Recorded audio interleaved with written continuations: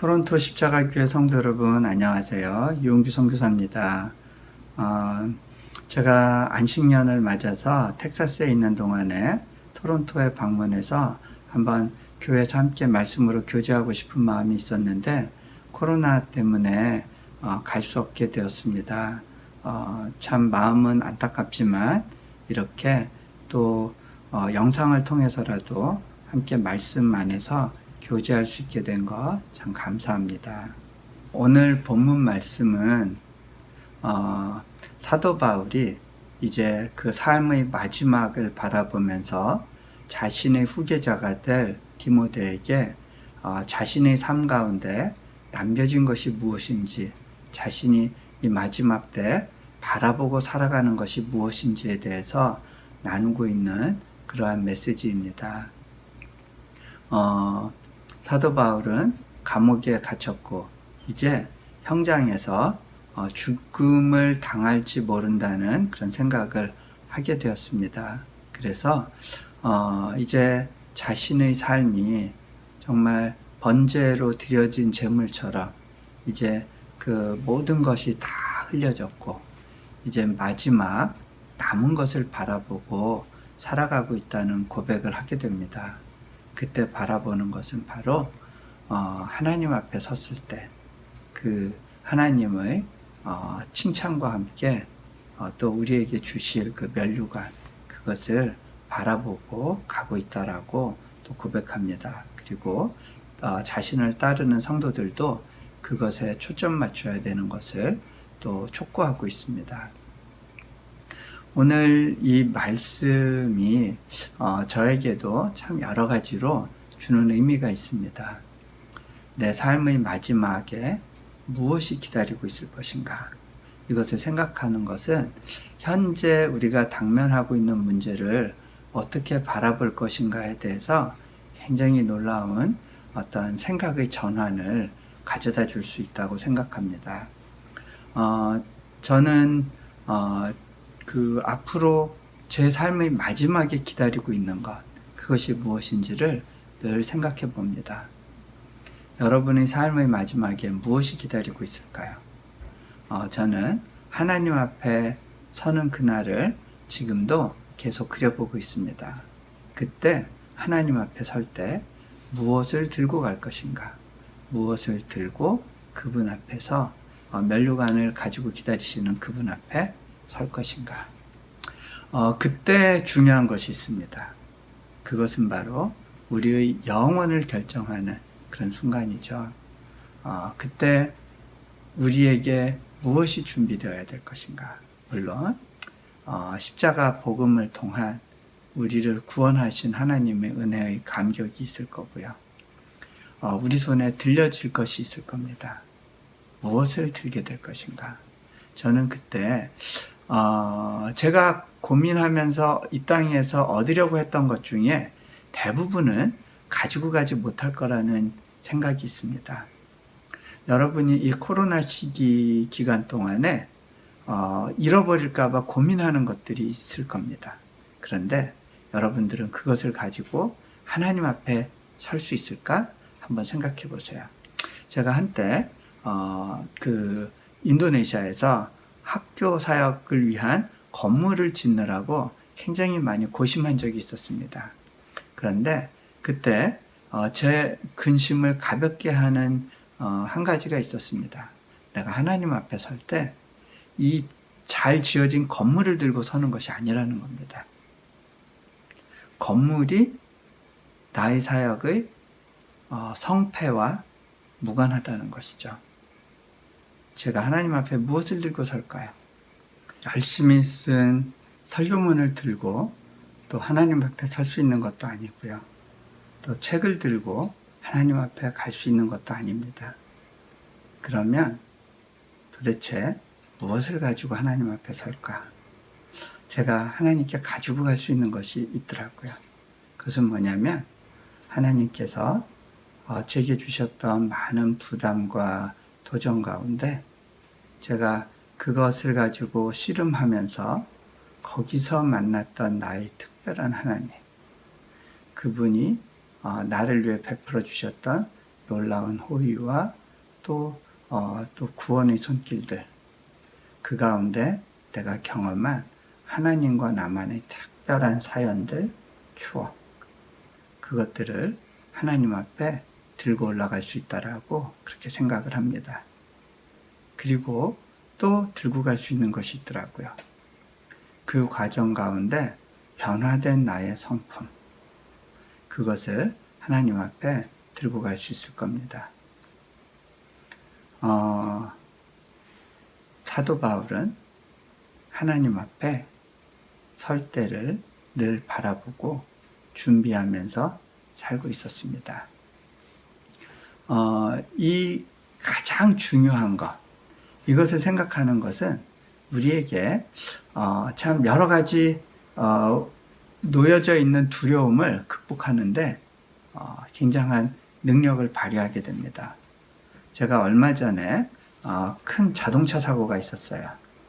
차를 몰고 가고 있었는데 갑자기 그 앞에서 오던 트레일러에 이 고리가 빠졌는지 트레일러가 빠져나와서 그 트럭에서부터 저희 쪽으로 확 달려왔습니다. 제가 어떻게 피할 수가 없어서 정면으로 그 트레일러와 부딪히게 됐는데요. 차가 다 망가졌죠. 네, 완전히 폐차하게 됐습니다. 근데 저도 겨우 이렇게 문을 열고 탈출할 수 있었는데 감사하게도 외상이 없었어요. 하나님의 은혜구나라는 생각이 있었습니다. 다음 날 또 운전을 하고 이제 길을 가게 됐는데 제가 사고 맞았던 그 지점을 지나가게 됐었어요.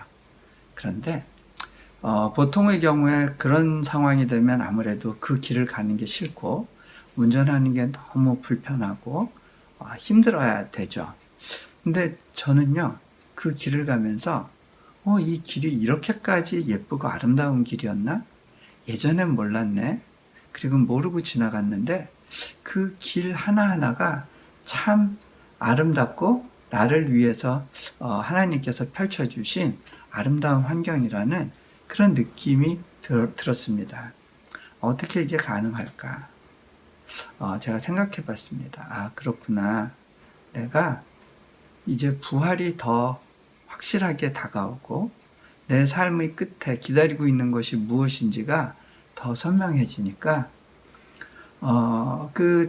오히려 그 죽음의 위협이라고 느껴지는 그 순간이 두려움과 공포의 대상이 되는 것이 아니라 내가 영혼으로 들어가는 접점이 될 수도 있겠다는 생각이 들고요. 그리고 그때를 하나님이 가장 아름답게 예비하셨을 거라고 하는 신뢰가 제 안에 있을 때 두려움이라고 하는 것이 제 마음을 지배하지 못할 수 있고 제 생각을 억누르지 못할 수 있다라는 것들이 그냥 그 삶의 경험 가운데 자연스럽게 믿어지는 것을 느꼈습니다. 제가 이제 부활이라는 작품을 이제 책으로도 썼고요. 또 김상철 감독님과 함께 영화에 담게 되었습니다. 작년 12월 24일에서 25일 가는 그 자정쯤에 그 방송이 이제 MBC를 통해서 이제 방영이 됐습니다.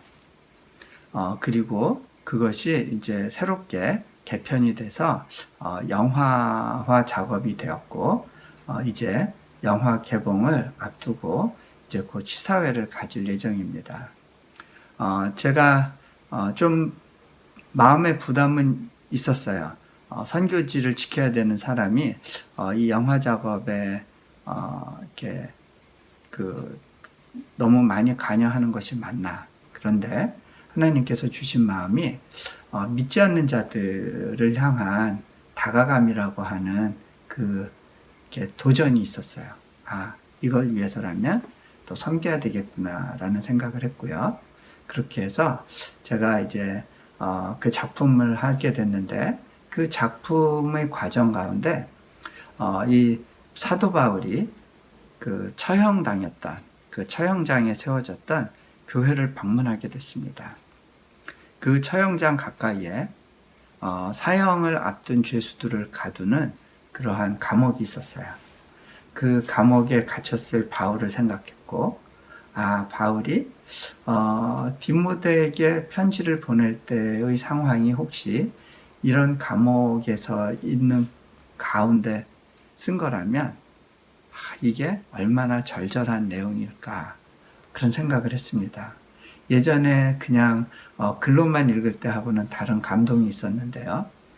그 사형장으로 가는 길을 걸어서 사형터에 지어진 교회를 이제 방문하고 거기 들어가게 됐습니다. 그 안에 보니까 제 시선을 사로잡은 그림이 있었어요. 사도 바울이 처형된 장면인데요. 사도 바울은 이제 그 로마 시민이었기 때문에 일반 이렇게 십자가형이나 이런 것이 아니라 이제 그 참수형이라고 그래서 목 잘려 죽는 그런 죽음을 당하게 됩니다.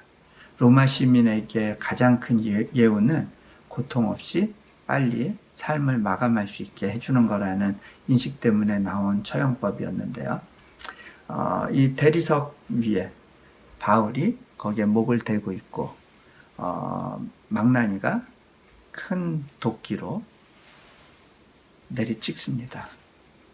사도 바울의 목이 끊어져서 3번 굴렀다고 그러는데, 그 구르는 장면이 그림에 담겨 있고요. 거기에 사도 누가와 또 그 많은 거기에 있는 그 제자들이 그 사도 바울의 죽음을 목격하면서 이렇게 막 울부짖는 그런 장면이었고, 거기에 엄숙한 표정으로 로마 군병들이 도열해 있었습니다. 참 암울한 그림이었어요. 그런데 그 위에 또 다른 그림이 있었습니다. 그 그림에는 무엇이 있었냐면, 오늘 사도 바울이 고백했던 이 내용이 이렇게 담겨져 있었어요. 사도 바울이 천사들에 의해서 흰옷을 입고 이제 들려 올려지고, 그 위에서 하나님께서 특별히 기뻐하는 모습으로 사도 바울을 맞이하는 영광스러운 장면이었습니다. 제가 그 장면을 바라보면서 그 영광을 보고 나니까 아래 있는 그림의 그 처절함이 그 영광에 묻혀버리는 것을 느낄 수 있었습니다. 이거구나. 위에 있는 그림을 바라보고 사는 삶, 그 삶이 주는 놀라운 평강과 영광, 그것을 이제 그 경험적으로 느낄 수 있었는데요. 오늘 이 어려운 시간들을 살아가는 여러분들에게 제가 권고합니다. 위에 있는 그림을 확실히 볼 수 있다면 우리 삶은 훨씬 더 큰 평강을 따라 하나님이 예비하신 기쁨을 찾는 그런 삶을 살아갈 수 있게 될 겁니다. 제가 영화 작업을 하는 과정 가운데 또 만난 분들이 있습니다. 그 중에 대표적으로 2분의 삶의 이야기를 여러분들하고 조금 더 나누면 좋지 않을까라는 생각이 있네요. 첫 번째 소개할 분은 이어령 교수님이라는 분입니다. 한국에서 초대 문화부 장관도 하셨고, 참 그 평생 글을 쓰면서 많은 사람들에게 감동을 주셨던 분입니다. 그런데 놀랍게도 그분이 하나님을 믿게 되면서 자신의 과거의 삶을 바라보는 시각이 바뀌더라고요. 그런 고백을 합니다. 이 인생에서 가장 의미 있는 거는 관계고, 또 좋은 친구들을 만드는 거라면 내 인생은 실패했습니다. 저는 참 좋은 친구를 두지 못했었네요. 그리고 또 이런 고백을 합니다.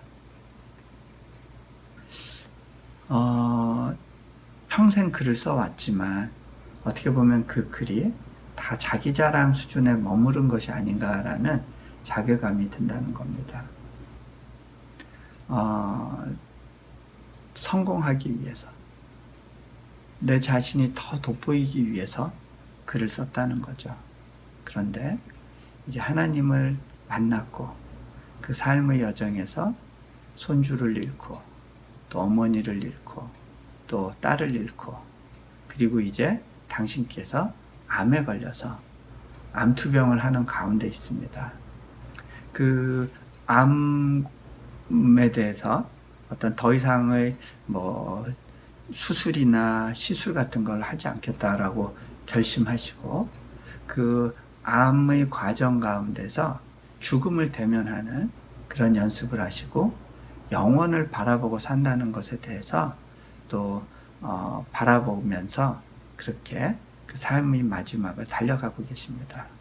그분이 인터뷰에 응해서 한 3시간 정도를 막 온 힘을 다해서 인터뷰를 해주셨어요. 원래 보좌진들이 건강을 생각해서 1시간 이상을 넘기지 말아달라고 당부했지만, 이분께서는 3시간 이상을 쉬지 않고 말씀을 나눴는데, 그 이야기를 이렇게 이야기하십니다. 원래 사람이 나이가 들면 말이 많아지는 법이긴 합니다. 근데 내가 꼭 그것 때문만은 아니고요. 뭔가 안타까움이 내 안에 있습니다. 어떻게 해서라도 이 죽음에 대해서, 또 영원에 대해서, 그리고 이 삶 이후의 삶에 대해서 누군가에게 알아들을 수 있는 언어로 설명하고 싶은 간절함이 있다는 겁니다. 그리고 이 죽음에 대해서 묵상하고 또 영원의 삶에 대해서 갖게 된 이 소망에 대해서 다른 사람들과 더 나누기를 원하는 마음이 그분을 그렇게 열심히 부활이란 제목으로 어떤 내용들을 나누도록 그렇게 인도한 파워구나, 그런 생각을 해봤습니다. 결국 이 마지막 인터뷰 장면을 보면서요, 무슨 생각이 들었냐면, 바로 사도 바울이 고백한 달려간다는 그 표현, 경주한다는 표현이 이것이겠구나. 그리고 그 삶의 마지막에 기다리고 있는 하나님의 면류관을 소망하면서 걸어가는 걸음이란 것이 이런 것이겠구나, 그런 생각을 해봤습니다. 또 하나 만난 분이 있습니다. 천정은이라는 자매입니다. 이분은 최근에 이제 영화 이후에 또 책을 쓰게 됐고요. 그 책에 또 제가 추천사를 쓰면서 그 책을 꼼꼼하게 읽어봤습니다. 부활이라는 영화에서 아주 중요한 비중으로 다뤄진 것이 이 자매의 삶에 대한 내용입니다. 이 자매는 유복한 환경에서 부러울 것이 없는 그런 사람으로 살면서 또 피아니스트의 길을 가고 있었던 자매였습니다. 그런데 이 자매의 인생 가운데 암이라고 하는 불청객이 찾아왔습니다. 그 암과 씨름하는 과정에서 또 교회에 나가게 되고 하나님을 믿게 되고 부활을 실제로 체험하고 믿게 됐습니다. 그런 가운데 하나님께서 놀랍게 그 암을 치유해 주셨어요. 그렇게 살고 있던 어느 순간 한 번은 그 자신이 암 환자였기 때문에 암 환자들에 대한 안타까운 마음이 있어서 병실을 다니면서 이렇게 복음을 전하고 있었는데, 그 중에 한 자매에게 또 그 암 이후의 소망에 대한 이야기를 나눴을 때 그 자매가 퉁명스럽게 이렇게 이야기를 했답니다. 당신은 암에 걸렸다 살아났잖아요. 그게 다 치유가 됐잖아요. 그러니까 그런 이야기를 할 수 있겠지만, 지금 나의 이 신병 가운데는 그런 이렇게 말로 주는 희망이 들어올 자리가 없다고 그런 이야기를 했습니다. 그때 그 천정은 자매는 그런 생각이 들었대요. 그렇구나. 내가 이 암이 다 나은 상태에서는 이 암 환자들에게 전도를 하더라도 이들이 내 말을 깊이 들어줄 수 없을 경우가 있겠구나. 처지가 다르다고 하는 것이 참 힘들게 다가왔다라는 그런 고백을 했습니다. 그리고 난 다음에 하나님께 기도를 합니다. 하나님, 차라리 제가 암에 걸려서라도 그 자매에게 복음을 전할 수 있으면 좋겠다고. 그 자매가 영원한 생명을 얻을 수 있도록 돕기를 원한다고 그렇게 마음으로 울면서 기도한 적이 있었어요. 그리고 또 얼마 있다가 이 자매에게 암이 재발했다는 소식이 있게 됐습니다. 그런데 이 자매는요, 그 암 재발에 대해서 그것이 힘들고 너무 아픈 그런 상황이 아니라 어떻게 보면 자신에게 새로운 사명이 주어진 그러한 순간이란 것을 이제 느끼게 됩니다. 그 이후로 그 퉁명스럽게 당신은 나하고 처지가 달라요 라고 했던 그분을 찾아가서 진심으로 복음을 전할 수 있었다고 합니다. 그 자매는요, 지금 78차까지 항암 치료를 했습니다. 살아있는 기적이에요. 보통 그렇게까지 항암 치료를 받고서도 살아있는 사람이 없는데 뼈까지 온몸에 전이된 암, 더 이상은 완치가 불가능하다고 하죠.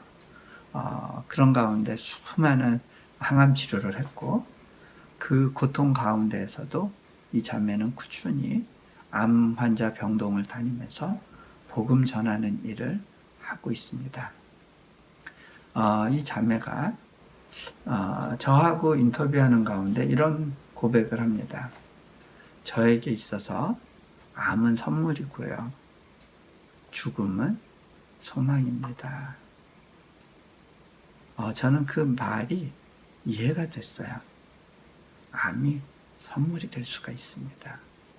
우리 삶 가운데 주어진 가장 심각한 고통이라도 그것이 하나님의 호의에서 비롯된 것이고 소명과 연결된 것이라면 그것은 우리에게 있어서 아주 귀한 선물이 됩니다.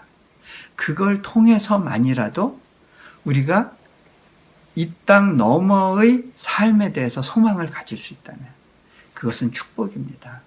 여러분 생각해 보십시오. 여러분 이 땅에서 뭔가를 잃을 수도 있고 얻을 수도 있습니다. 하지만 그것을요, 여러분이 영원의 삶에 들어가서 100만 년 지난 뒤에 생각해 봤을 때 기억이나 하겠습니까?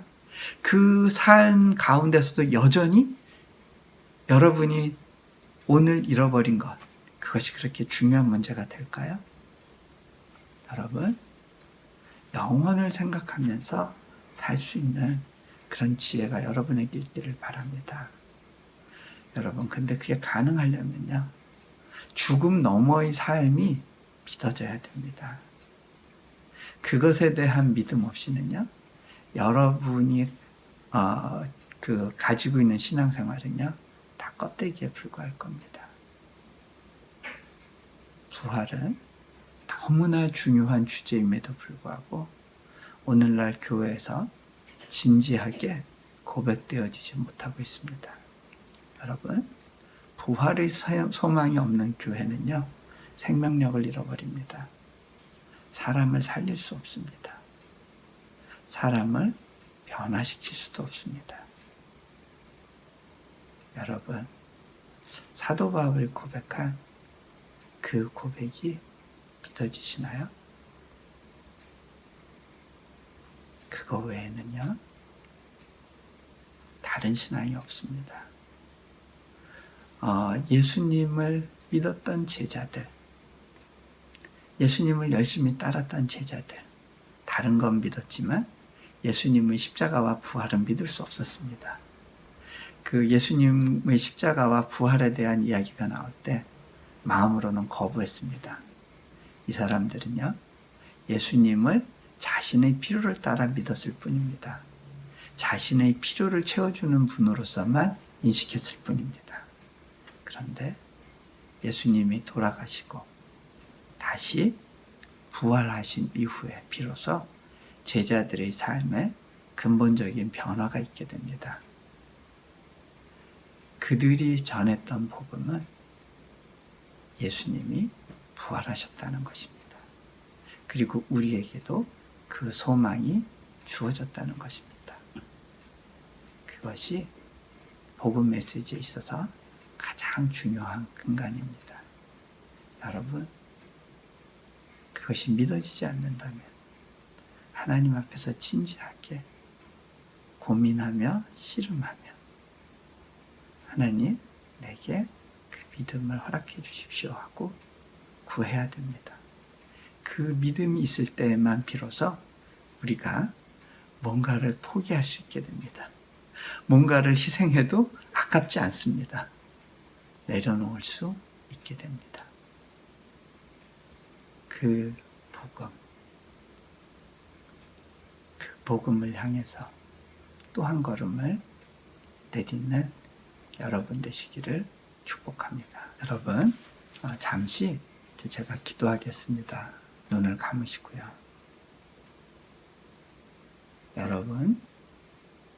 여러분이 하나님을 믿는 근본적인 이유가 무엇이었는지, 여러분의 삶의 중심에 무엇이 있는지, 여러분의 삶 너머에 무엇을 바라보고 소망하며 살고 계신지 이 시간 돌이켜보시기를 권면합니다. 잠시 눈을 감으시고요. 제가 기도합니다. 하나님 아버지, 우리에게 부활 소망 주신 것 감사합니다. 그 십자가와 부활의 은혜가 우리 안에 능력으로 임하게 하시고 그것이 믿어지는 역사가 있게 해주십시오. 그 부활 신앙을 가지고 우리 앞에 당한 고난과 도전을 대면하게 하시며 그 가운데에서라도 하나님의 능력이 살아 역사하시는 것을 계속해서 경험하는 삶을 이루게 하여 주옵소서. 감사하며 우리 주 예수 그리스도 이름으로 기도합니다.